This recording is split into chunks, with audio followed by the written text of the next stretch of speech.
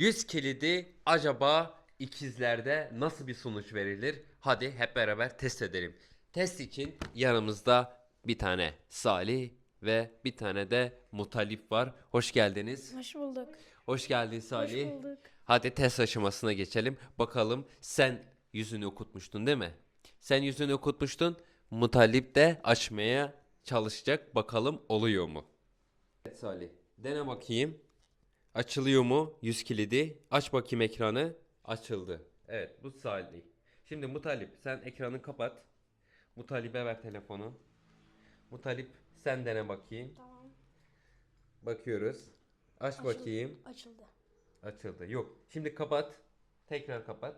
Yüzüne göster. Kendi yüzüne göster. Aç bakayım. Açıldı mı? Evet. Bravo. Yanda herhangi bir şey var mı? Parmak izi okuyucu var mı? Var. Telefonu yan çevir. Var. Yok.